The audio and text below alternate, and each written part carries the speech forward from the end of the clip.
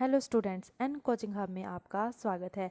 इसमें मैं आपके लिए लेके आई हूँ +1 की फर्स्ट बुक माइक्रो इकोनॉमिक्स का चैप्टर 1 इंट्रोडक्शन ऑफ इकोनॉमिक्स। ये चैप्टर हम 3 पार्ट्स में करेंगे।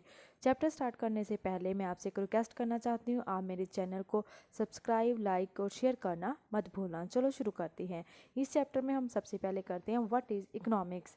Economics is a science of human behaviour concern with allocation of square resources in such a manner that consumers can maximize their satisfaction, producers can maximize their profit, and a society can maximize its social welfare. Means economics या अर्थशास्त्र होता क्या है?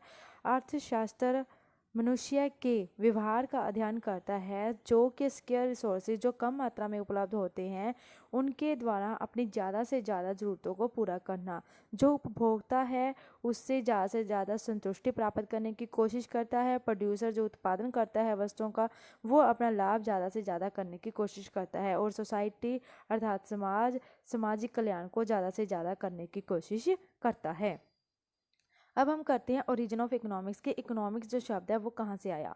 The word economics is compose of 2 Greek words oikos and nemein. Oikos means household and nemein means to manage. Hence literal meaning of economics is household मैनेजमेंट। अर्थात जो economics है अर्थशास्त्र है ग्रीक भाषा के 2 शब्द ओकिस एंड नामिन से बना है। ओकिस का अर्थ है घरेलू और नामिन्स का अर्थ है प्रबंध करना। दोनों का मिलकर मीनिंग हो गया घरेलू प्रबंध।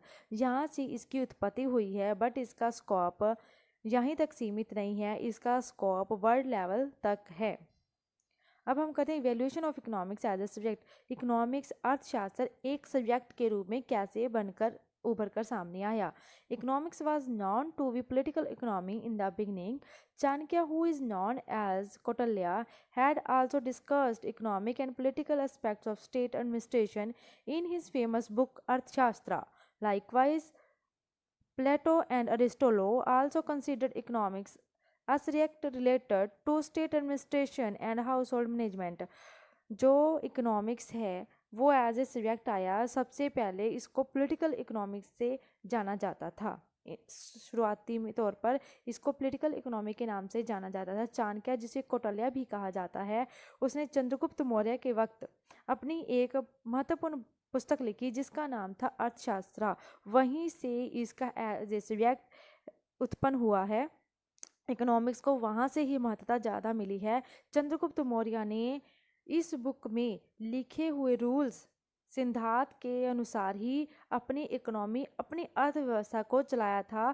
तब से चाणक्य को इकोनॉमिक्स का पिता के रूप में जाना जाता है। प्लेटो और अरिस्टोटल में भी इस बुक को स्टेट एडमिनिस्ट्रेशन और हाउस होल्ड मैनेजमेंट के तौर पर जाना है।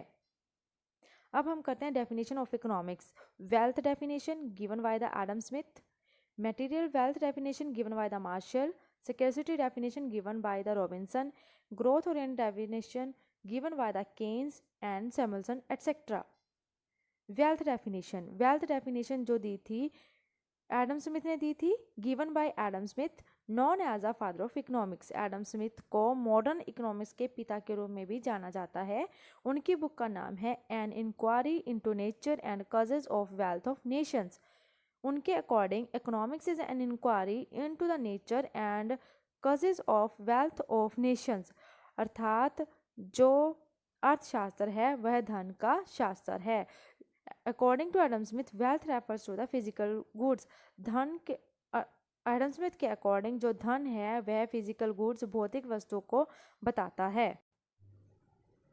मार्शल ने वेल्थ डेफिनेशन की आलोचना की है। उसके according wealth definition criticised on the base of that it gives more importance to wealth than human beings in this definition because wealth is only a means of promoting human welfare and it is not an end in itself. Marshall के मुताबिक इसमें सिर्फ धन को ही महत्ता दी गई है जबकि यह मनुष्य की ज़रूरतों को पूरा करने का ओनली साधन मात्र है। उन्होंने इस बेस को बनाकर अपनी डेफिनेशन दी है material wealth definition in year 1890 in his book principles of economics. उनके according economics is a study of mankind in the ordinary business of life. It examines that part of individual and social action which is most closely connected with the attainment and the use of material requisites of well-being. अर्थात अर्थशास्त्र जीवन के साधारण व्यवसाय से संबंधित मानव जाति का अध्ययन करता है। यह व्यक्तिगत और सामाजिक कार्यों के उस भाग का अध्ययन करता है जिसका गहरा संबंध कल्याण प्रदान करने वाले भौतिक वस्तुओं और उनकी प्राप्ति और उनके उपयोग से है।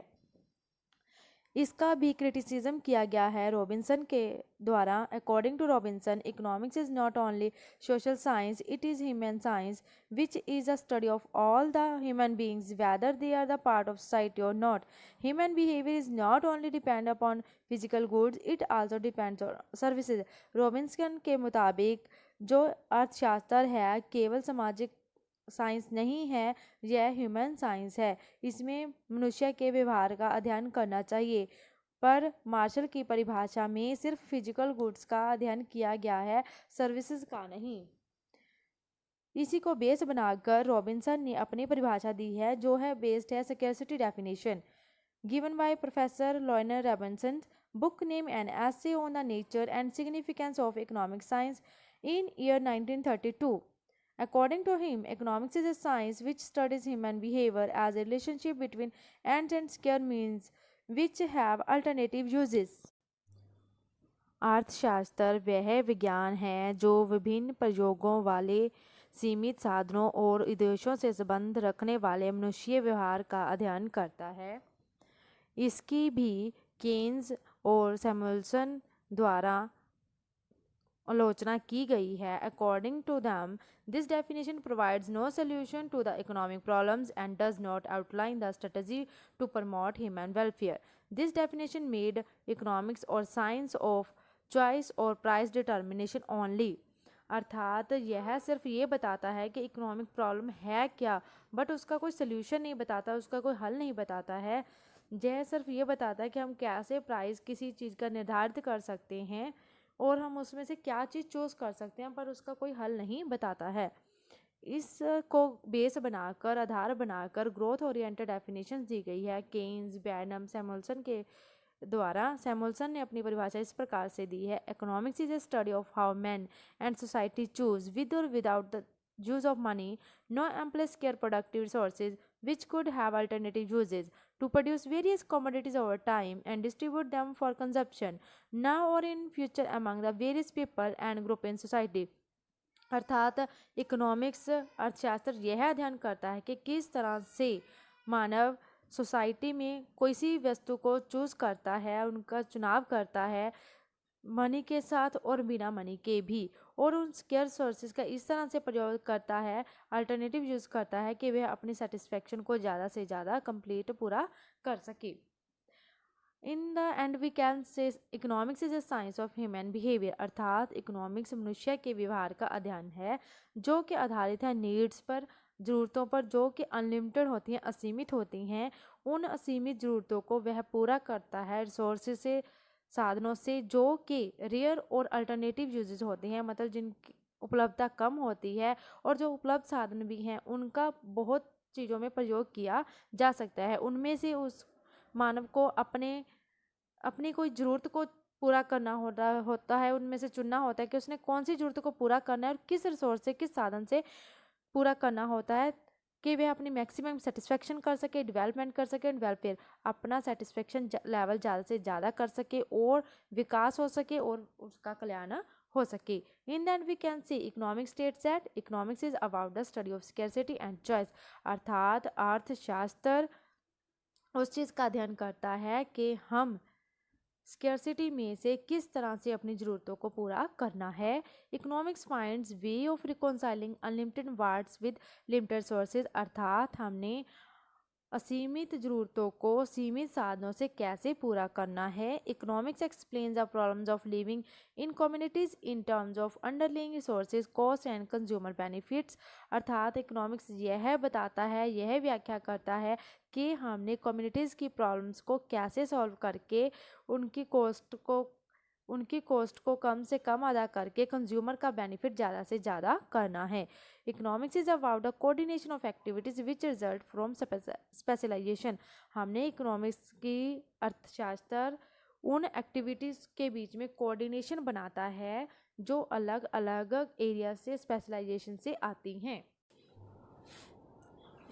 इस वीडियो के आधार पर मैं आपके लिए कुछ क्वेश्चंस लेके आई हूँ। शॉर्ट क्वेश्चंस, आप इनको वीडियो को ध्यान से सुनना और इनका जवाब मुझे कमेंट बॉक्स में देना। जो क्वेश्चन आपको ना भी आए आप वो मुझसे कमेंट बॉक्स में पूछ सकते हैं। इसकी नेक्स्ट वीडियो जो पार्ट 2 है मैं आपके लिए जल्दी ही लेके आऊँगी। Thank you.